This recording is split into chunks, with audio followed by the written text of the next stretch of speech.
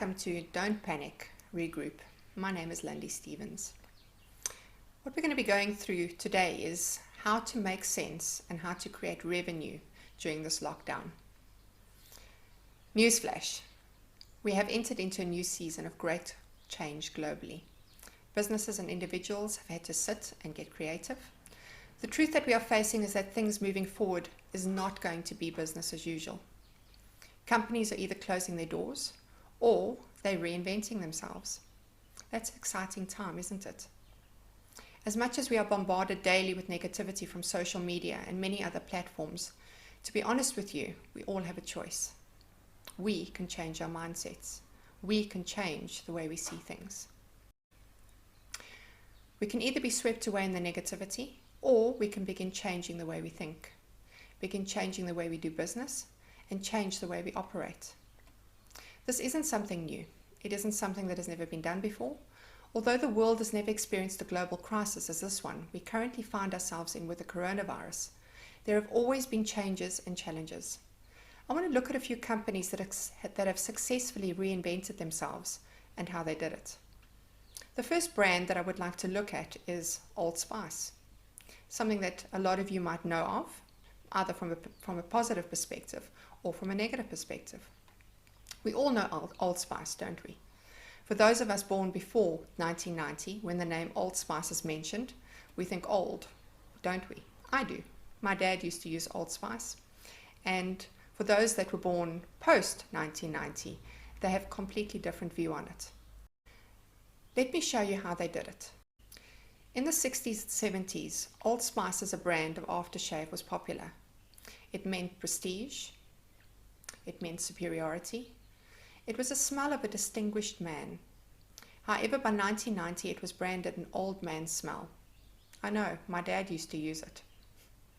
The brand needed to do something as its sales began plummeting. Rather than targeting adults, what they decided to do is to actually target kids that were never exposed to this negativity. In essence, they started on a clean slate. Quite a challenging task at hand they had. What they did was, they expanded the brand to include body washes and deodorants instead of just the aftershave. They took the decision to associate the brand with sports and health, and then they began giving out free samples to high schools, sports gatherings, and then of course places frequented by their targeted age groups. They also improved the product's formula. Now when you mention Old Spice to the generation targeted, it has a completely different connotation, doesn't it? What Old Spice did was to rebrand and reinvent their product. They changed the target market and almost reinvented the brand completely, didn't they? And it was a success. The second brand that I want to take a look at is Marvel. Now, this is a brand we all know in every household, whether you like it or not. We know them as being the leaders in the superhero comics. But what you may or may not know is that in the early 90s, they faced bankruptcy. Why, you may ask?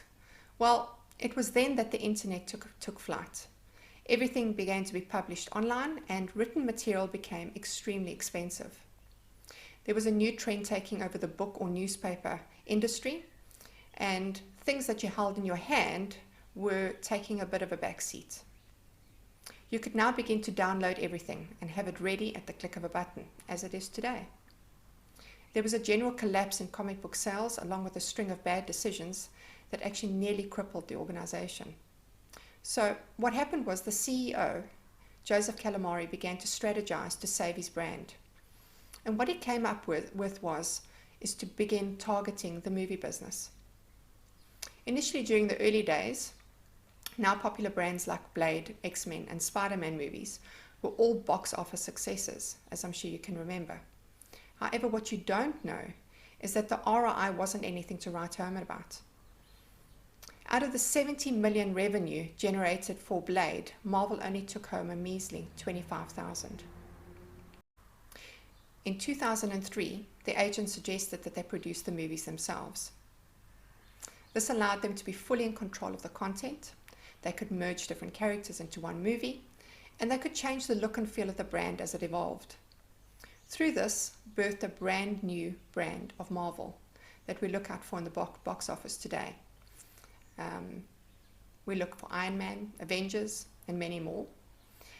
Iron Man, which was released in 2007, made a whopping $585 billion and kickstarted what has since become the biggest franchise movie in history. With the Marvel example, you see them strategizing and then having to go back to the drawing board and to tweak the idea. Sometimes the ideas that we come up with are good, but they need to be reworked for success. So don't give up after your first try. Now, let's look at some companies that reinvented themselves during wars and other crises. Also situations that they needed to do in order to stay afloat. One of those companies is General Electric. Thomas Edison actually founded this company in 1878. It's the only company still listed in the Dow Jones Industrial Index of the 12 founded in 1896.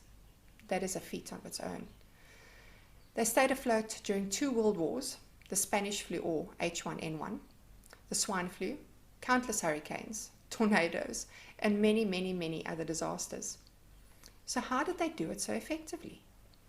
Firstly, they added a range of business segments throughout its lifetime, including healthcare, various energy categories, aviation, even transportation. So in short, they diversified. This may be one of the ideas that you as an organization need to look at. How can you diversify? How can you reinvent your brand?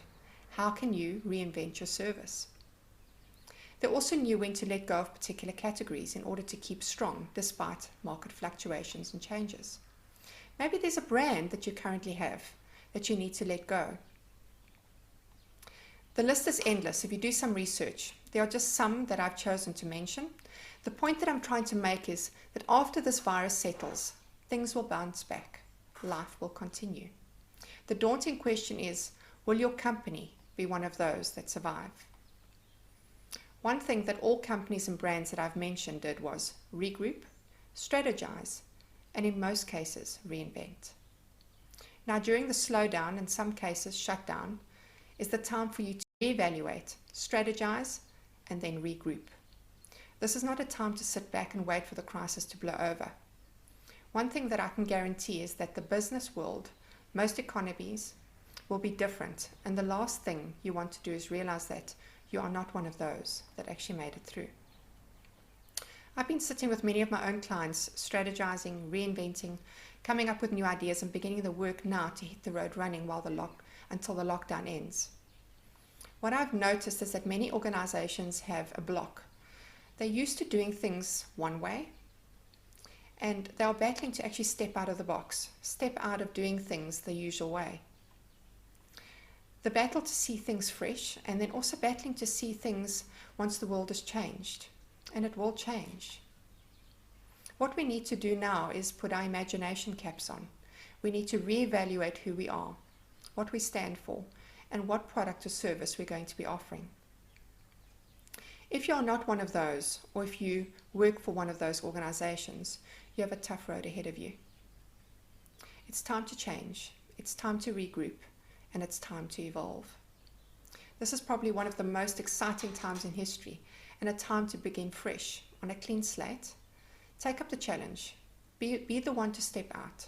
This is not a holiday, it's a time to begin again, stronger than before. The clock is ticking. Are you going to be one of those that rise above? And I sincerely hope so. So how do we begin to strategize? How do we begin to think out the box? It's quite simple. Step 1 is, firstly, take stock of what you have, who you are, and where your wins were pre-corona. Step 2 is, do some research on what is working and what is not working right now. Step 3 is, what industries are in high demand right now, and what will be in high demand when this all blows over. Step 4, decide whether your product or service is one of those in demand or will be in demand. Step 5, if it is, then who are your competitors? Have they done anything differently? Have they improved in any way? What are you up against? Is your pricing in line, and how can you improve what you have that sets you apart? This is the key here. We really need to start looking at Who are the success stories right now? Who is making it and who isn't? If not, with what you have now, how can you reinvent yourself to offer a product or service that will be in demand? Use this time to trial and test. Use this time to brainstorm. Ask your existing clients what their needs are, what they foresee to begin changing and evolving. Your clients trust you, and they will open up to you. There's a huge amount of camaraderie and unity out there today, and I can see that they're wanting businesses to succeed. Leverage off that with your clients. Step 6 is be brave. Be creative. Change your mindset from negative to positive, and don't give up.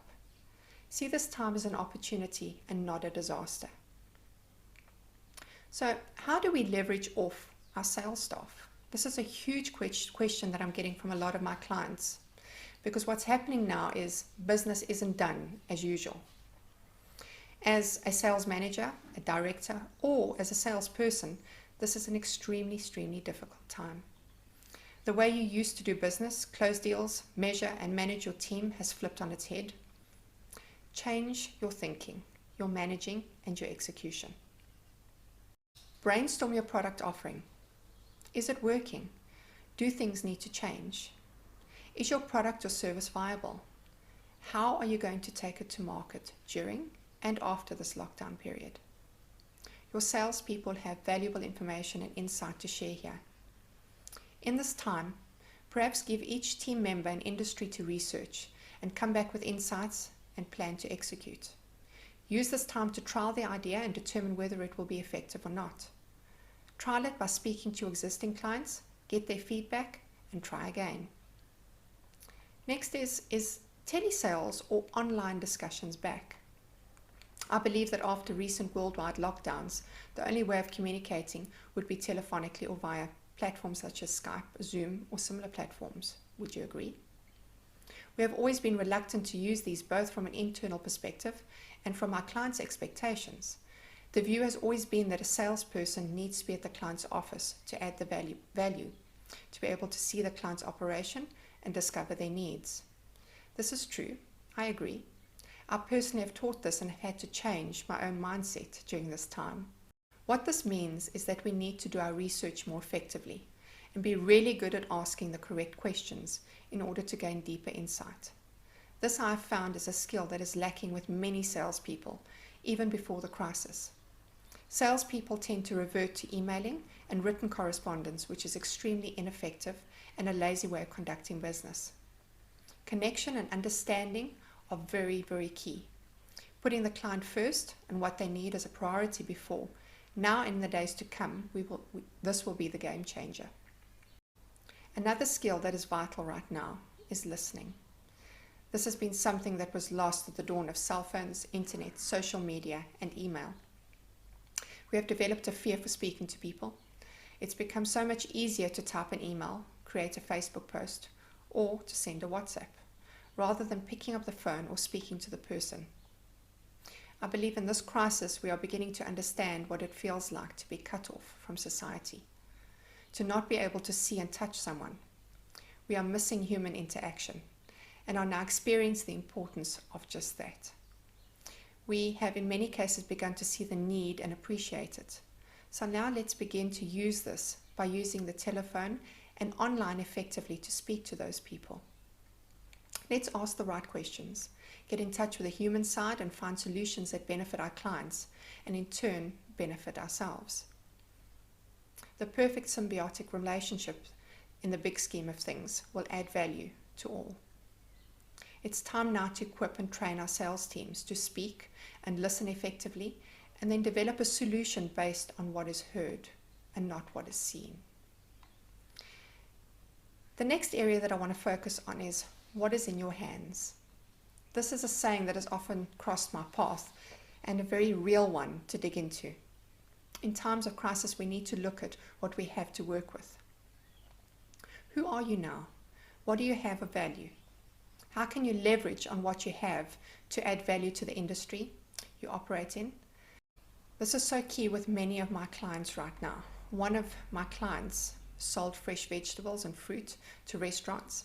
He delivered these early mornings each day to ensure that they had fresh ingredients for their meals for the day. This came to a grinding halt in the lockdown.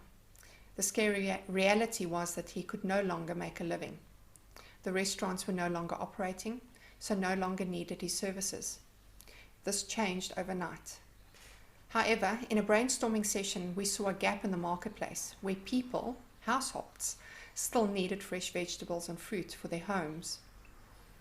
They were afraid to go to the shops in fear of contracting the virus.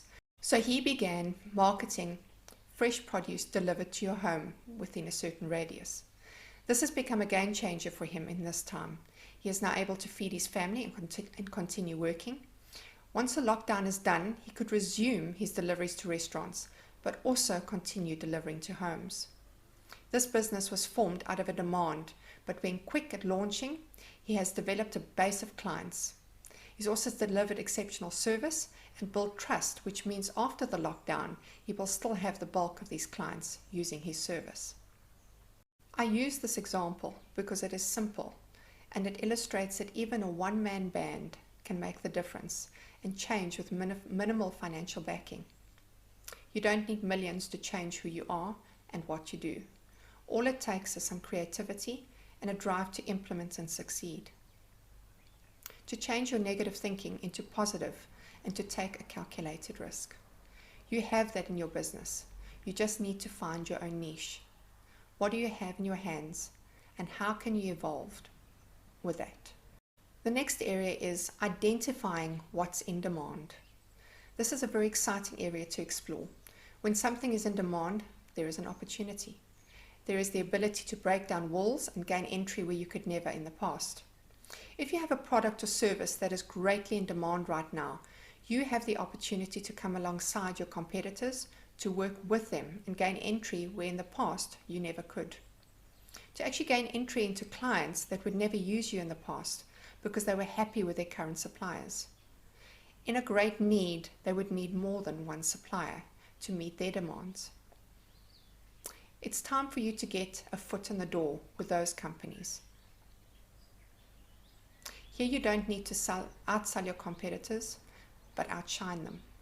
Put everything into service, into proving that you are a better provider in this time as you work alongside your competitors. Your clients will also almost gladly use you to meet their demands, and then you have a foot in the door. One of my clients are in the transportation industry, where they transport and warehouse FMCG products, one of the great demand areas. They are a large organization with an excellent name in the industry. However, they have industries and clients they could not gain access to. In this time, they've begun leveraging this angle, working alongside their competitors and in the process proving their strength and versatility in delivering even the most challenging demands. It has and will stand them in good stead when this crisis is done. They will have the upper hand to close contracts and that they ordinarily would not have been able to under normal circumstances. They were quick off the bat and they began operating when the lockdown began. And in this, they have doubled the expected bottom line for the year. What great news. The next topic is to leverage off your existing clients. When creating a strategy pre-corona, one of the areas of growth would be look at your existing client base. I'm sure you've all done that. Now more than ever, this is vital, as many organizations have found companies that retain a higher percentage of their clients will be the long-term winners coming out of this crisis. When creating a strategy pre-corona, one of the areas of growth would be to look at your existing client base, wouldn't it? Now more than ever, this is vital to many organizations. Companies that retain a higher percentage of their clients will be the long-term winners coming out of this crisis. The focus should be on two vital areas.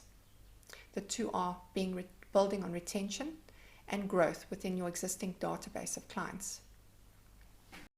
Even in a growing economy, it costs up to 7 times more to sell to a new client than it is to renew or upsell to an existing one. With this in mind at the forefront of our strategies, we need to be focused on retention. Do everything that we can to retain what we have. You accomplish this by improving service, evaluating your pricing, and understanding their needs and expectations. Remember, as much as you are expected to evolve, face challenges and try to keep afloat, so are they. Understand that we are all in the same boat, facing the same constraints and challenges, and have the same fears. Ensure that your sales teams are reaching out to key contacts in every existing client, making constant contact with valuable solutions, and listening intently. We need to be understanding the pressures that they are facing. This will become key when offering them a solution that you can provide to alleviate any pressure that they may have. Solving a problem is where you gain traction with your clients. Coming alongside them as a team member as opposed to someone that wants to gain access to their precious resources is essential. They may be facing retrenchments, battling to pay salaries, keeping their businesses afloat. If they close, you lose. In a time of crisis, it is really important to understand that your clients' stress areas, to find a solution to their problem if you can, in order to keep the doors open. If you can do that, you offer more than just a product or service. You offer a lifeline.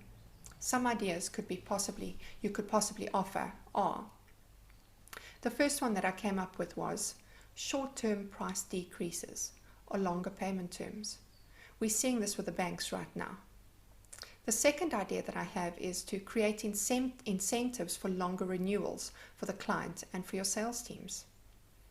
The third one would be to offer free trials or free products that you are testing if they give you feedback and ways to better the overall product. For those that took up the offer when products or services launched, offer a reduced pricing structure for a period of time. The fourth one would be to make it easy to do business with you by looking at your sales and operation processes. Streamline this in order to cut out areas that cause a bottleneck or make purchasing your product or service easier. How do we refocus our sales teams during this time? Sales teams are extremely valuable in this time, but it all hinges on what they are focusing on and how they execute it. Some areas we need to leverage on are: change your focus to existing business retention rather than new business acquisition, looking at the age-old 80-20 split to ensure that 80% of your focus is on existing business and 20% on new. Gain your 20% growth by actively asking for referrals from your existing client base, once they're excited about your service delivery or new product, service, or launch. The third one would be to measure your sales teams on retention rather than on new business. Remember, what you measure is what they will focus on. The fourth area would be to begin really looking at your current client base by segmenting them into categories. The categories would be industry, ROI, length of retention, possible growth areas, and ability to retain long term. The fifth area would be to create a strategy per client with an outcome. What to say, how to say it, and what the benefit would be to them long term and short term. The sixth area would be to research and find the needs as opposed to selling a product or service. What's in it for them is key in this time. We wish you success and perseverance during this time. Remember to look at the good rather than the bad. It's always easier to focus on the negative. Change the way you see things. It's vital that you do so. Things are not as dark as they seem when you see the light at the end of the tunnel. You will survive if you do this. Should you need any further assistance like online coaching or training, you can visit my website at lundystevens.com or email me at lundystevens.com. We are very active on Facebook and LinkedIn. Search us there at Lundy Stevens Consulting. Till next time.